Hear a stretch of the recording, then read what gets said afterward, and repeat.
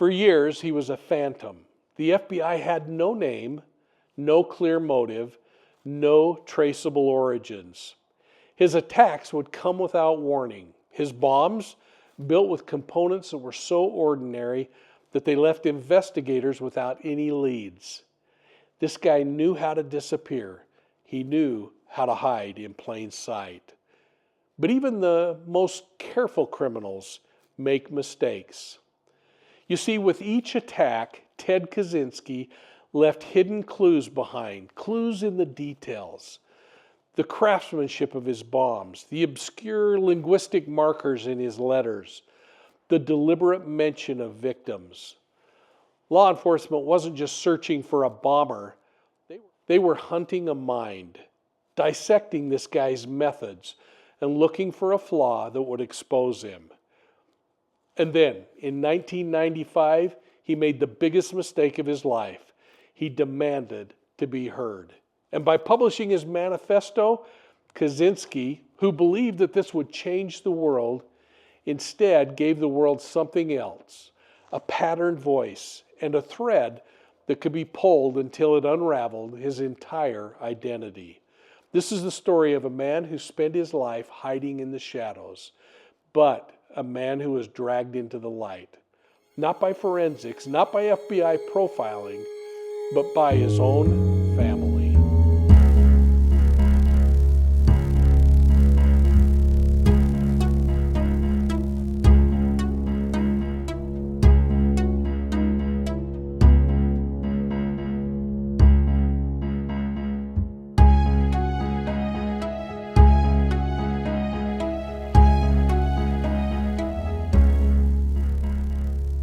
Well, hello everybody, and welcome to Profiling Evil, your go-to true crime channel where we dive deeply into the criminal investigative process. And we hope to provide a little bit of education on the fascinating world of crime solving.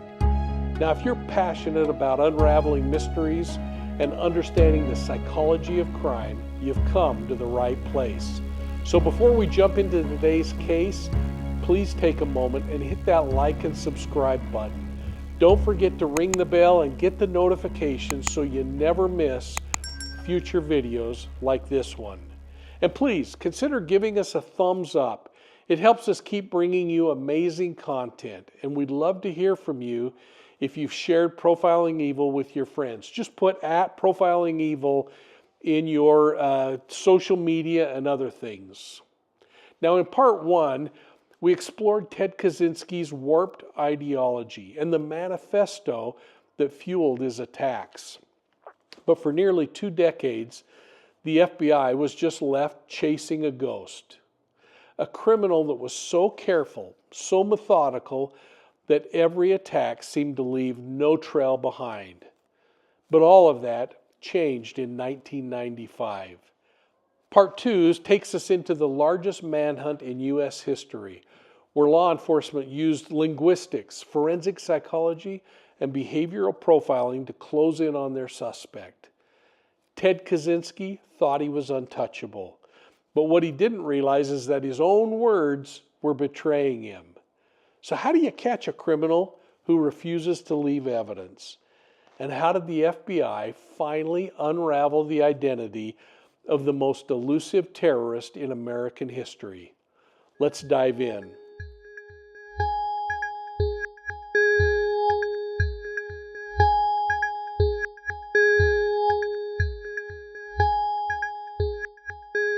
In this episode, I'm going to kind of vicariously rewrite Kaczynski's manifesto. It's still Theodore J. Kaczynski's text. It's still his ideology. It's still his belief system. But I tried to put it in something that was a little easier to understand. So let's go back to 1995. Nearly 2 decades of terror by the Unabomber at this point. A Unabomber who was later identified as Theodore Ted Kaczynski. Kaczynski was demanding the publication of a document, his manifesto, believing that it would somehow justify his violent actions. Now, again, what follows is kind of a reconstructed version that summarizes and exposes the underlying psychological traits and behavioral clues that law enforcement and forensic psychologists used to later understand Kaczynski. Ted Kaczynski saw this manifesto as his life's greatest accomplishment. I guess outside of blowing things up and murdering people. He considered it to be a rational, philosophical argument against the technological progress that was being made in the world. But between the lines, the words tell a much different story. It tells us about a man who's at war with the modern world, not because of its flaws, but because of this individual's own inability to fit within the world.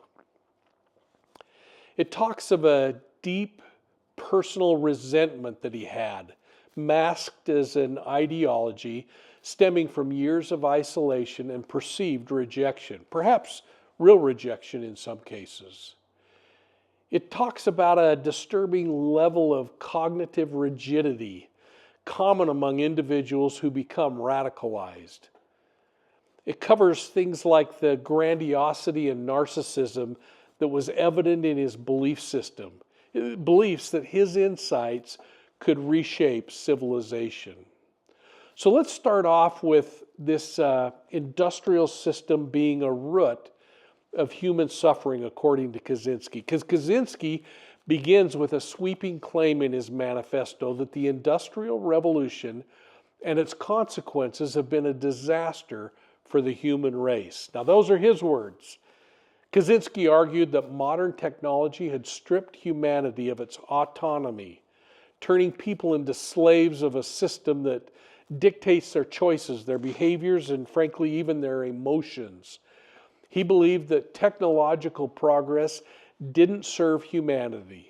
Rather, it enslaved humanity by creating unnatural ways of living. This claim alone reflects Kaczynski's deep personal struggle with control. This is a guy who failed to navigate the academic and social structures of a modern life, the things that you and I do every single day. And rather than accept responsibility for this failure, he externalized the blame onto society itself. His obsession with autonomy suggests that he was a person who felt powerless in his own life. Again, another common trait among lone wolf extremists. His use of precise academic language revealed a highly educated mind. And law enforcement noted that his writing was not just sophisticated, but it was filled with a type of formal mathematical structuring that was used by other scholars. This later helped them narrow down the suspects and individuals who had academic backgrounds. So that was really important and a real marker that came from the manifesto. The next thing was this power process and the loss of human freedom that Kaczynski talks about. He introduces the concept of the power process. His theory that humans need meaningful challenges in order to feel fulfilled. He claimed that in pre-industrial societies, humans engaged in real struggles for survival, things like hunting, gathering, building, fighting. All these things gave them a sense of purpose. But in modern society, he felt that basic survival was guaranteed and that people were left to seek meaningful experiences and artificial goals of things like careers and consumerism or entertainment. He believed that this led to widespread psychological distress, depression, and social decay. This argument reflected Kaczynski's own feelings of purposelessness after leaving academia. Remember, he was on the fast track. He, at a very young age, became a professor at Berkeley. As a young man, he excelled in mathematics, but when he entered the real world, he failed to find meaning in the rigid structures of university life. And rather than adapt, he retreated into isolation, a classic sign of maladaptive coping mechanisms. His concept of the power process was less about society and more about his own inability to find fulfillment outside of an extreme survivalist lifestyle. His idealization of primitive living suggested somebody who had chosen to live off the grid. Now, FBI profilers recognized that the author of the Manifesto, in this particular case, was actually a survivalist, possibly living in a remote or self-sustained environment. Again, little things that start to tell us who Ted Kaczynski is in trying to identify the Unabomber. He talked about the rise of leftism as a symptom of technological delay. In fact, I think it's one of the Manifesto's most controversial sections, the critique of leftism, which Kaczynski defined broadly to include not only political liberals, but also activists, social justice movements, and intellectuals.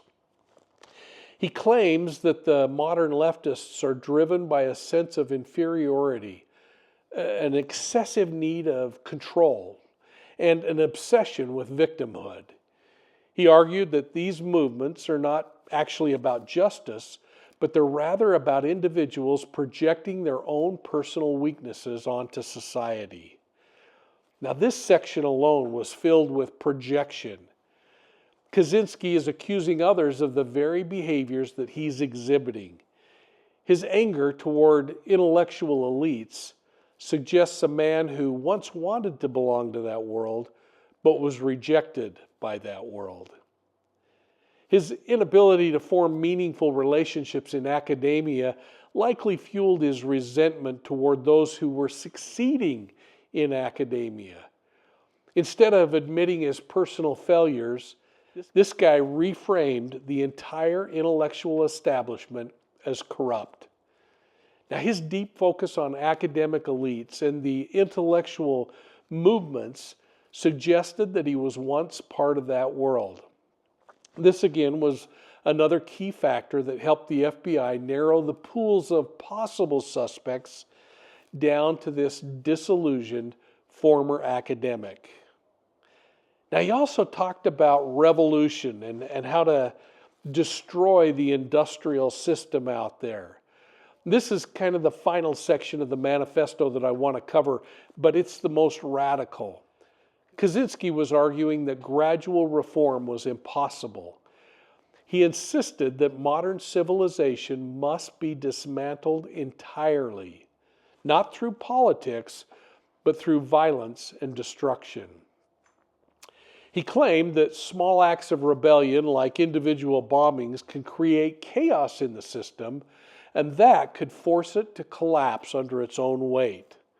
He then lays out a blueprint for revolutionaries, encouraging them to reject modern comforts, to break away from technological dependence, and fight against the very industrial progresses that are out there by any means possible.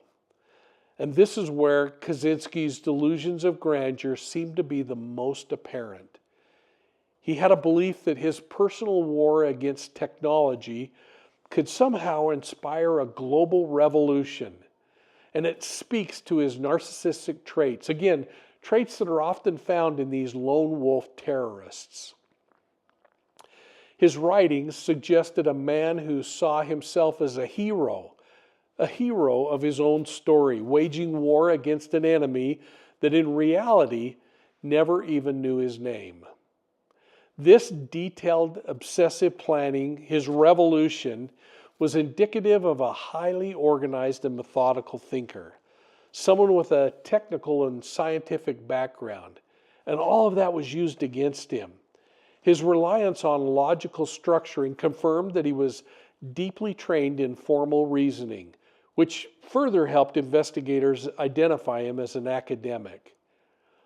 But then let's talk about the fatal mistake, how the Manifesto led to his capture. Kaczynski's ultimate downfall came not from FBI profiling and not from forensic analysis or good old-fashioned police work. It came from his own words. After the newspapers published the Unabomber Manifesto, Kaczynski's brother David responded to repeated concerns that his wife was having about similarities that she had observed in Ted's writings and in their interactions. As he looked at it closer, he recognized the writing style too, the phrasing, the logical structures, the ideological rants. It all matched letters that Ted had written to the family for years. And on April 3rd, 1996, the FBI raided a tiny cabin in Lincoln, Montana. And there they found bomb-making materials, journals detailing the attacks, and the original typewriter that was used for the Manifesto. The Unabomber's war was over. And in the end, although it wasn't the FBI's psychological profiling or the crime scene evidence or even the Unabomber's own mistakes that led to his capture, it was something much more unbelievable. It was Kaczynski's own brother. Imagine what David Kaczynski went through. He spent years trying to love a brother who had rejected the world and had rejected the family. A man who saw society not as a place to live, but as something that needed to be destroyed. When David read that manifesto, he realized that the words on the pages belonged to his brother, Ted. Turning in his own flesh and blood would be the most painful decision David ever made. But it would also end one of the longest-running domestic terrorism investigations in U.S. history. Today's plea bargain came after weeks of on-again, off-again negotiations between Theodore Kaczynski, his attorneys, and prosecutors. Just yesterday, a defense attorney said he was pessimistic about a deal, but today, everything fell into place. Prosecutor Robert Cleary. The Unabomber's career is over. Today, for the very first time, Mr. Kaczynski offered to plead to a sentence of life in prison with absolutely no strings attached. Then his brother David Kaczynski spoke. I would like to say that our reaction to today's plea agreement is one of deep relief. We feel it is the appropriate, just, and civilized resolution to this tragedy in light of Ted's diagnosed mental illness. The deal came after Judge Garland Burrell dealt Kaczynski a sobering setback. He denied Kaczynski's request to represent himself, a request he'd made to stop his defense from raising mental issues. As the judge spoke, Kaczynski listened calmly, looking straight ahead, answering questions in a strong tenor voice. When asked his occupation, he responded, "That's an open question, Your Honor. I suppose now I'm a jail inmate." Asked if he understood and accepted the plea, he answered yes. Sparing Kaczynski the death penalty was what his mother and brother had hoped for. Tonight, it seems no state charges will be filed, and the Unabomber case appears to be closed. Bill Whitaker, CBS News, Sacramento. And it all still leaves me wondering, what was it that happened in that remote Montana cabin where Ted Kaczynski lived? And more importantly, what was it that happened inside of Ted Kaczynski's mind as he sat inside that remote cabin in Montana that caused him to become the Unabomber? Well, that's it for part 2 of the Unabomber, A Mind Unraveled. Today, I've taken you inside one of the most challenging criminal investigations in modern history. A place where the FBI had to hunt a phantom, a meticulous, hyper-intelligent terrorist who spent nearly 2 decades staying ahead of law enforcement. But in the end, the Unabomber wasn't caught by FBI profilers or by forensic science. He was caught by something far more personal, his own brother. You know, the moment Ted Kaczynski's manifesto was published, his fate was sealed. Somebody out there did recognize his words, somebody that knew him better than anyone else. And in that agonizing act of betrayal, David Kaczynski turned in his brother. He had to, or he had to allow a murderer to continue to kill. Now, I hope you'll look forward to part 3 of this series. I'm going to take you inside the mindset of people who kill. Because the Unabomber story doesn't just end with his arrest or even his recent death in prison. The Unabomber's writings continue to circulate, influencing radical thinkers and modern-day extremists. So I'm going to leave you with a question. Could Ted Kaczynski's war on the modern world be resurfacing in today's world? And is there a new generation of Unabomber-inspired criminals out there? I hope you'll tune in for that final chapter. And if you haven't already, hit that like and subscribe button. Turn on the notifications so that you get all of our videos. And don't miss the conclusion of this incredible deep dive into Ted Kaczynski.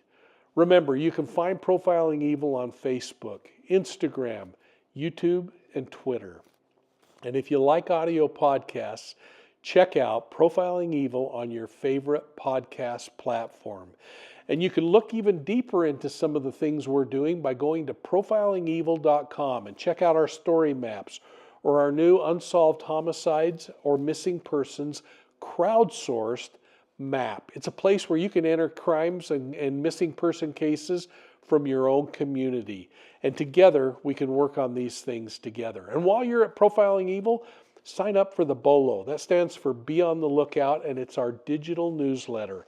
And the only way you're going to get the BOLO is by signing up at profilingevil.com.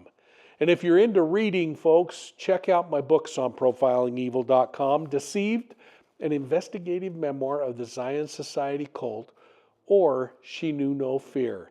And if you buy them through the website, I'll sign them and I'll ship them anywhere in the United States for free. So, share us with your friends. Hit the like and subscribe button, and remember that we'll see you soon at the next crime scene.